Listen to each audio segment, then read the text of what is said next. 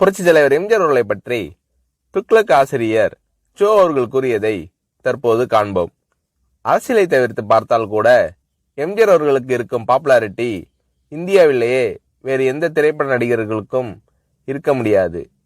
திரையுலகில் எம்ஜிஆர் அவர்களோடு எனக்கு ஏற்பட்ட அனுபவங்கள் பல. அவற்றில் ஒரு சிலவற்றை பற்றி மட்டும் எழுதுகிறேன். துக்ளக் பத்திரிகை ஆரம்பிப்பதற்கு ஓரிரு வருடங்களுக்கு முன்னால் ஜெய்ப்பூரில் அடிமை பெண் படப்பிடிப்பு நடந்து கொண்டிருந்தது.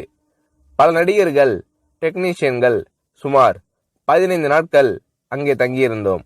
ஒவ்வொருவரையும் எம்ஜிஆர் அவர்கள் அக்கறையுடன் கவனித்துக் கொண்டது போல் வேறு எந்த தயாரிப்பாளரும் தன் படம் சம்பந்தப்பட்ட எவரையும் கவனித்துக் கொள்வாரா என்பது சந்தேகம்தான்.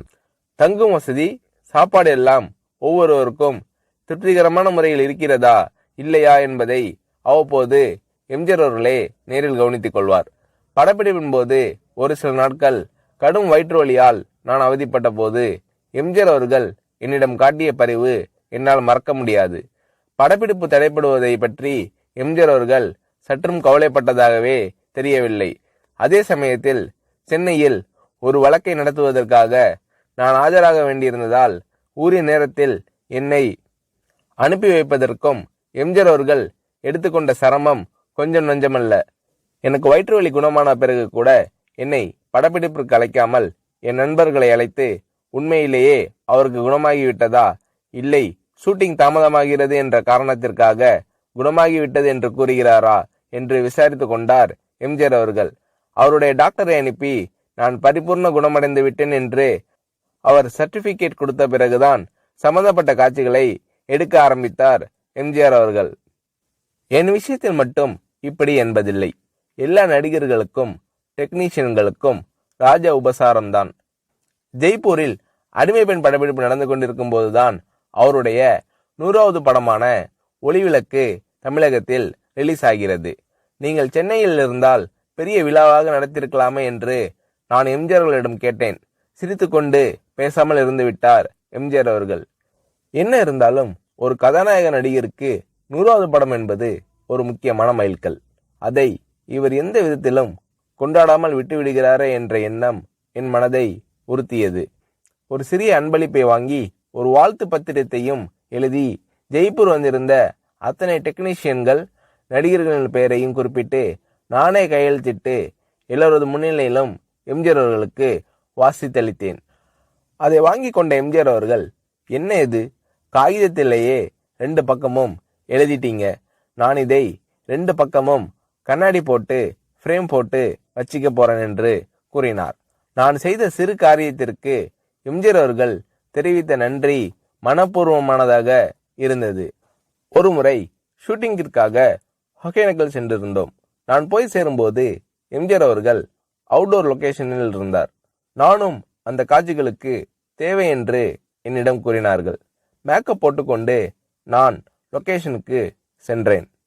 என்னுடைய நண்பர்கள் சிறிது நேரம் கழித்து அங்கு வருவதற்காக காரில் புறப்பட்டிருக்கிறார்கள். இதற்குள் எம்ஜிஆர் அவர்கள் என்னிடம் லொகேஷனில் இடவசதி எல்லாம் சௌரியமாக இருக்கிறதா என்று கேட்டு தெரிந்து கொண்டார். அதன் பிறகு எம்ஜிஆர் அவர்கள் சம்பந்தப்பட்ட காட்சி முடிந்துவிடவே அவர் புறப்பட்டு போய்விட்டார். அவர் போகும் வழியில் என்னுடைய நண்பர்கள் காரில் எதிரே வந்து கொண்டிருந்திருக்கிறார்கள். அடையாளம் புரிந்து கொள்வாரா மாட்டாரா என்ற நினைப்பில் அவர்கள் எம்ஜிஆர் அவர்களை பார்த்தும் கூட பேசாமல் வண்டியை ஓட்டி கொண்டு வந்திருக்கிறார்கள்.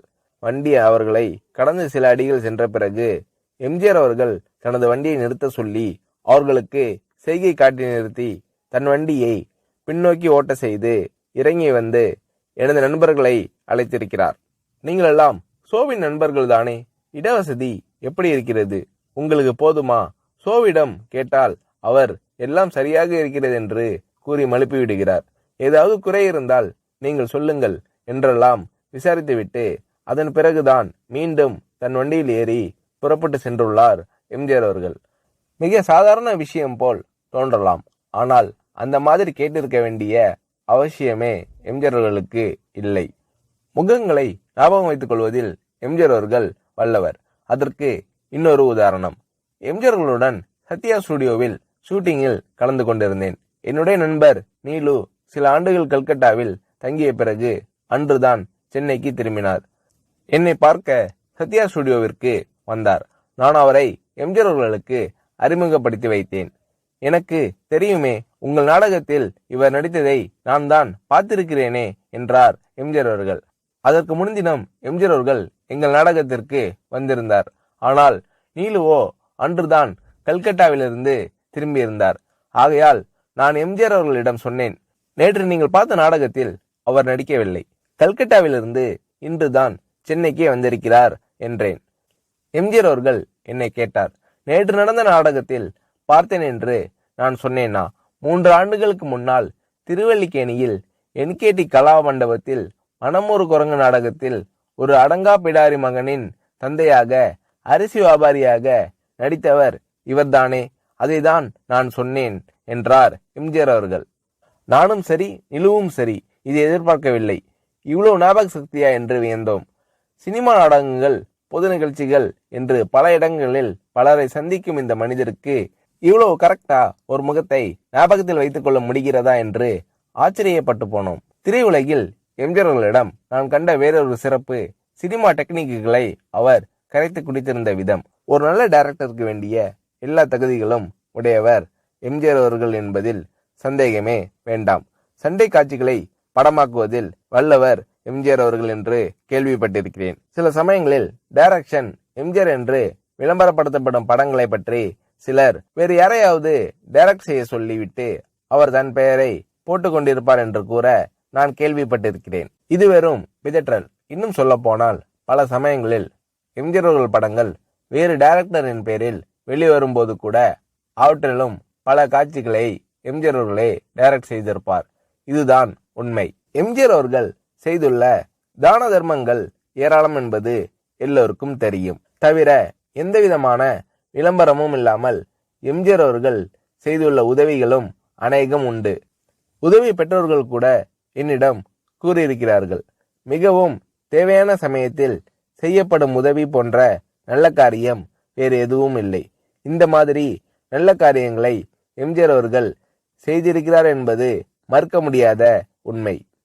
ஒரு நடிகர் ஒரு முறை என்னிடம் கூறினார், வீட்டுல ஒல வச்சுட்டு சோறு பொங்குற நம்பிக்கையோட ஒருத்தர் வீட்டுல போய் நிக்க முடியும்னா அது எம்ஜிஆர் தான், வேறு யாரும் கிடையாது. இந்த மாதிரி மனப்பூர்வமான சர்டிபிகேட் வேறு எத்தனை பேருக்கு கிடைக்கும் என்று புரட்சி தலைவர் எம்ஜிஆர் அவர்களை பற்றி சோ அவர்கள் கூறுகிறார்.